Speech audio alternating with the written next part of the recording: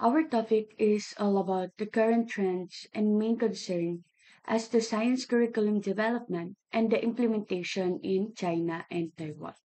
So for this topic, I have here three objectives. So we will focus.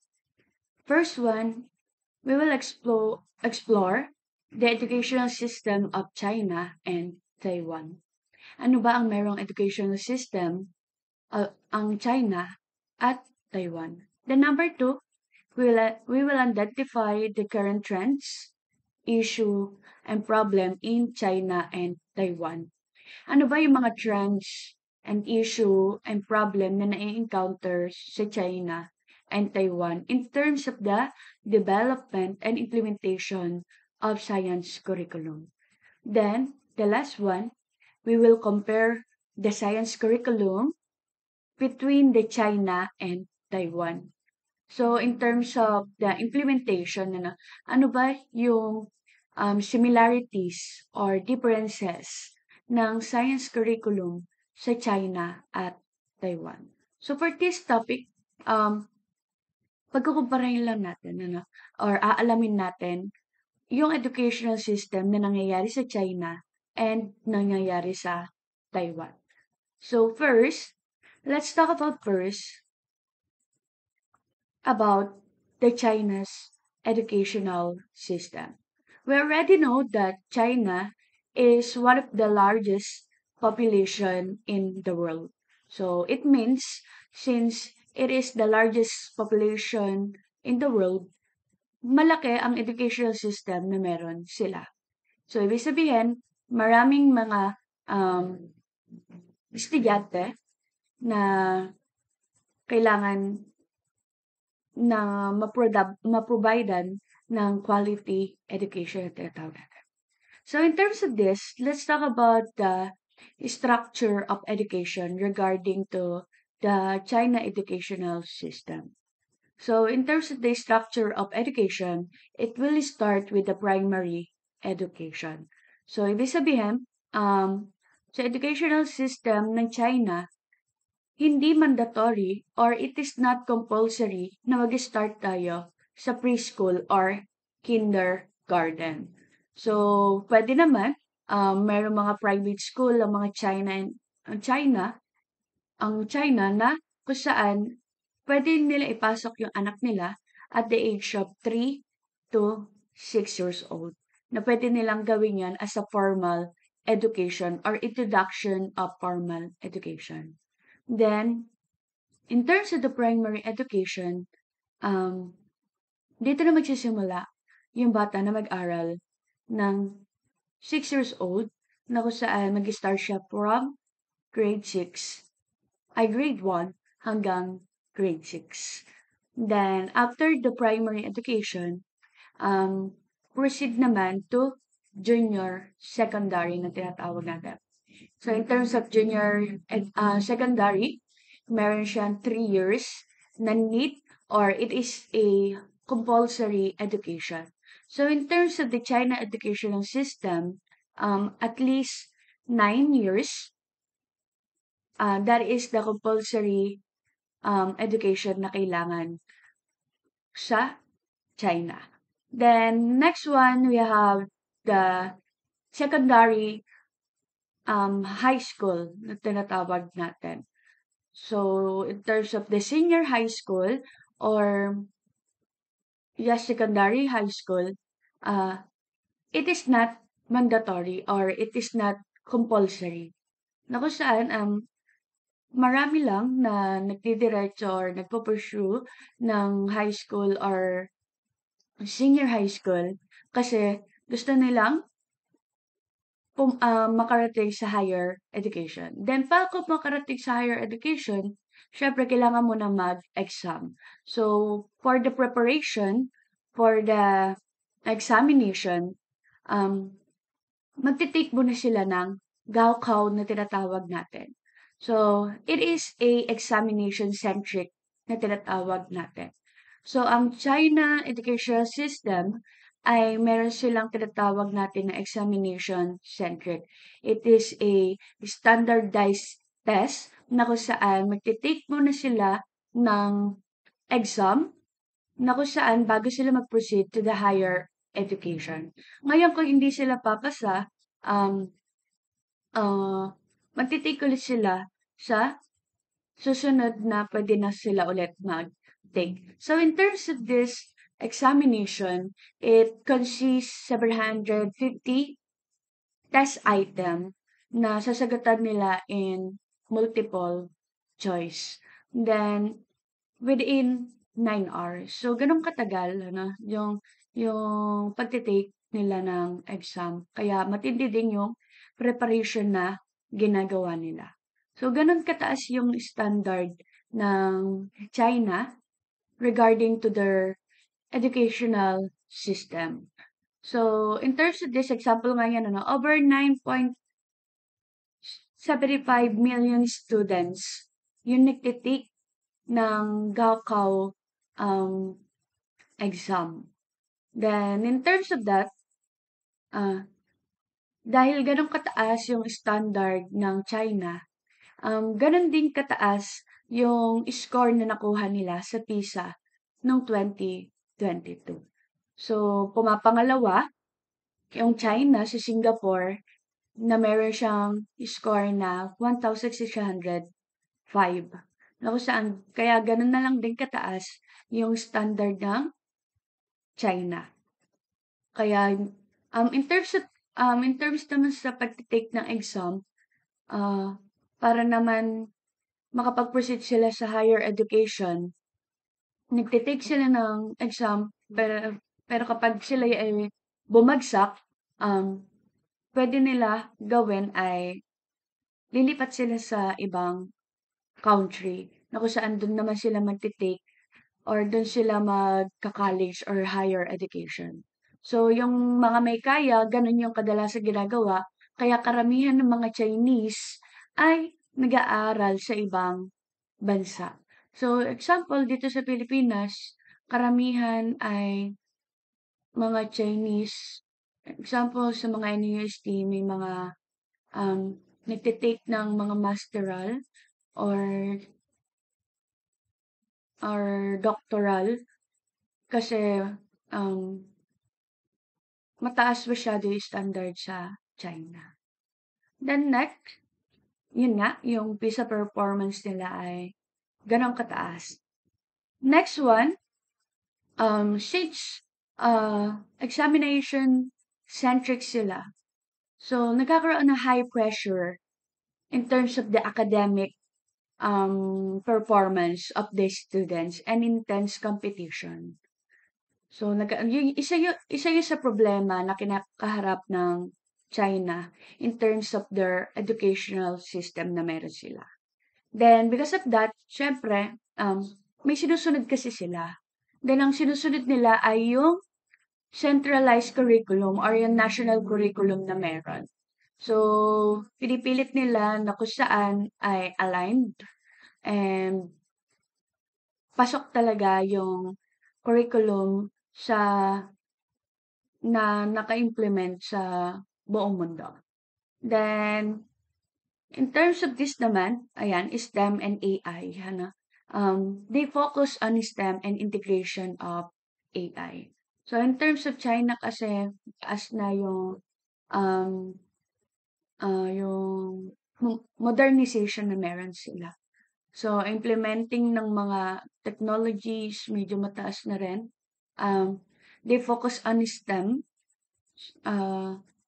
yung mga experiments, the technologies, yung mga AI na ginagamit nila na kung saan they monitor the intelligences and also the behavior by using the AI. Meron silang mga device na ginagamit na nakakatulong na sa'tin as teacher. So, gano'n na rin kalaki yung improvement ng education system na meron ang China. Then next one, let's talk about the educational system in terms of the Taiwan naman. So, let's talk about the structure of education na meron sila. So, in terms of Taiwan, they start with the elementary school or we can call it as the primary school then. So in terms of this, um, kindergarten and preschool is also not mandatory, or it is um, not compulsory sa kanila. Ibig sabihin, hindi naman required sa kanila na i-enroll yung bata sa kindergarten or mag-start yung bata sa kindergarten. Pero karamihan ng mga Taiwanese na mga bata ay ipinapasok sa kindergarten para ma-enhance yung social nila and also um, yung critical thinking din nila. Then, para ma-develop din yung um, intelligences na meron sila. Then, proceed na sila sa primary education. So, again, hindi compulsory yung pag-attend ng kindergarten and preschool. So, pwede mag-start na sa primary education. So, in terms of Taiwan, same with the China, 9 years compulsory yung need ng students. Then, after the primary education, proceed sila sa junior secondary school. So, in terms of junior secondary school, 3 years ulit na magte-take yung bata. Then, proceed to the senior secondary school para naman din preparation for the examination or the university examination test din na meron sila para makapag-proceed naman dun sa higher education na gusto nilang kunin. Ngayon, in terms of this naman, um, 'pag di sila nakapasa or hindi nila kinaya yung exam, they can take the vocational secondary school naman. So, sa Taiwan kasi more on ano sila eh, technology, more on pagkukumpuni, ano, gano'n sila kaano sa Taiwan. Then after that, higher education, after the higher education, naka-under nga diyan halimbawa bachelor degree, after the bachelor degree, mag-e-exam pa sila ulit. Then, master degree naman yung susunod. Then, another entrance exam, then PhD na. So, ganun yung nangyayaring structure of education na meron sila. Then, in terms naman sa mga issues, trends, and problem na meron sila na, isa sa pinakamaganda sa Taiwan or sa educational system sa Taiwan ay yung pag-e-emphasize nila sa mga bata or dinidevelop nila yung critical thinking ng bata. More on focus sila sa critical thinking kung paano made-develop, ano ba yung mga um, need nila i-provide or ano ba yung mga teaching strategy na kailangan. Then also, bilingual education sila. Sa China kasi, more on Mandarin ang ginagamit nila na language. But here in Taiwan, ginagamit na rin nila as a medium of instruction si English. Then, ginagamit pa rin nila yung kanilang language na Mandarin. Then, in terms of this, syempre hindi rin nagpapahuli yung Taiwan regarding to the PISA na meron sila. Ang overall score nila na nakuha ay 1,599 na kung saan pasok sila sa top 5 na pang-apat sila sa PISA na ginanap noong 2020. Then, next is decentralized system ang Taiwan educational system. So, ibig sabihin, sumusunod pa rin sila sa national curriculum na meron tayo. But, nag-a-adjust sila in terms of the locality na meron sila. Example, sa mga mahihirap na lugar or sa mga um, hindi gano'n kaganda yung or hindi gano'n kaganda yung educational system ng school or ng isang lugar sa Taiwan. Nag-a-adjust yung mga school or gumagawa sila ng paraan para lang ma-meet nila yung quality standard na gusto nila. Especially more on focus nga sila sa pagde-develop ng critical thinking ng mga bata. Then also, ang Taiwan din ay nagkakaroon nga ng university entrance exam. Then, they also focus on technology and innovation. Then, next one, let's talk about the comparison between the China versus Taiwan. So, in terms of this, the curriculum and pedagogy, um, as you can see here, ano ba yung nasa unang picture? So, kung makikita niyo dyan, there's a book, then may students. So, kung makikita nyo, parang traditional siya. So, in terms of China, more on traditional sila.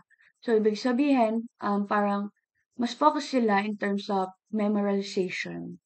But, on the second picture na makikita niyo naman doon, kung makikita nga may jigsaw puzzles, kung saan na-enhance yung minds ng bata. Then, ganito yung sa Taiwan, na kung saan they focus kung paano ba na may enhance yung critical thinking ng bata or they focus on the learners or ano ba yung mga student-centered ang Taiwan. So, yun ang curriculum and pedagogy na meron sa China and Taiwan. The next one, let's talk about the examination na meron sila. So, sa China nga, Gaokao, then sa may Taiwan naman ay GSAT yung university entrance exam na meron sila. Then, in terms of this naman, the student pressure. So, damang-dama yung student pressure sa may gawing China. Kasi nga, kaya kung makikita nyo sa iba't ibang bansa, halos kalat yung mga Chinese people na kung saan doon sila nagtitake ng higher education. Kasi nga, may times na hindi nila nami-meet yung or hindi nila naipapasa yung standardized test. So, karamihan ng mga may kakayahan na magbayad or pumunta sa ibang bansa, nagbabakasakali sila na doon sila makapagtapos. So, andun yung student pressure na kagustuhan nila makapasa para hindi na sila umalis sa country na meron din sila. The next one is the internationalization. So, in terms of internationalization, angat dito yung China. Na kung saan, yun nga, dahil sa standard na meron sila, in terms of being a globally competitive, kaya ganun din kataas yung PISA performance na meron sila. Pero same with the Taiwan pa rin naman na hindi naman din sila nagpahuli. They still competing in other country regarding to the education na meron sila. So, meron pa rin silang mga entrance exam na ginagawa same with China and Taiwan. So, meron dito assessment and question. So, what are the main similarities and differences between the science education system in China and Taiwan? The number 2, how do China emphasis on standardized testing, and Taiwan's focus on critical thinking impact the student learning outcome. So ano nga ba yung impact um, ng standardized test na meron ng China dun sa pagpo-focus naman ng Taiwan dun sa critical thinking, dun sa outcome ng bata? Then, how does the pressure of the national exams as China's Gaokao and Taiwan Joint College Entrance Exam affect students' mental health and academic success in both countries? So, paano ba naapektuhan yung mental health ng bata and the academic success ng bawat country na meron sila? So, yun yung mga assessment question na masasagot sa topic. Then, I have here a related video na kung saan malalaman natin bakit nga ba ginagawa yung Gaokao na entrance exam sa China or bakit ganun kahalaga. So, panoorin natin. Police escorting students, entire volunteer taxi fleets ready to ferry students to exam centers. Those are only some examples of how far people in China will go to ensure students do well in the nation's all-important Gaokao exams. So what exactly is the Gaokao, and why is the examination such a big deal in China? Gaokao means high test in Chinese, but its official name is the National Higher Education Entrance Examination. It is widely considered a highly competitive exam which can make or break a young person's future. Gaokao exam scores help determine which university students can attend and their areas of study. More than 30 million Gaokao candidates were expected to sit the exams in 2024. Studying for and taking the test is a grueling process that has generated increasing controversy among some students and families. 就是在考语文那前一个晚上，我清楚的记得，其实我是紧张到那种睡觉的时候会突然抽搐，然后醒过来。其实可能还是对于高考它这个敬畏心吧，因为在内地嘛，高考基本上来说都是人生唯一一次的机会，然后我也没有想过复读这个选项，所以我觉得一次的考试还是让人非常的紧张。However, many Chinese people still consider the examination a relatively fair way for students with different social standings to prove they have what it takes to succeed, because the process has no upper age limit, does not involve family background checks, and students from the same province do the same test papers. In most provinces, students sit the exams over 2 days when they are tested on Chinese language, mathematics, and a foreign language. Full marks for each of those subjects are 150 points. The scores are combined with results on 3 other elective exams, each worth a maximum of 100. To enter a top school like Peking University in 2023, students from most regions would have to score close to or above 700 points. But what is the top tip for students who want good results? Study, study, and more study. Some students try to improve their chances by attending cram schools like Mao Tanchang High School, one of the many places known as Gaokao Mills around the country. Students spend up to 16 hours a day practicing to take the exam using past Gaokao papers. But for some students who have taken the examination, Gaokao stress pales in comparison to the challenges they faced later in life. 高考和这些其实并没有什么特别的东西，它只不过是在国家举办，然后它的安保比较严格。我现在最大的挑战可能是就业方向的决定吧，自我入学以来，一些行业进行了一些比较颠覆性的改革，比如说金融业开始走了下坡路，然后这和我当时入学时候所偏好的那个去向其实产生一些分歧，所以我得重新调整我的目标。我们这个行业对于学历的要求有点高，所以不太可能本科毕业就去就业。China's youth unemployment rate hit a historic high of 21.3% in 2023, and authorities temporarily suspended releasing the numbers. When authorities resumed publishing the figure, it showed youth unemployment fell to 14.7% in April 2024. But many economists said the real number may have been much higher because measurement methods were adjusted. So for the millions more students taking the examination this week, the rough road to the Gaokao will continue with the challenge of getting their careers on track.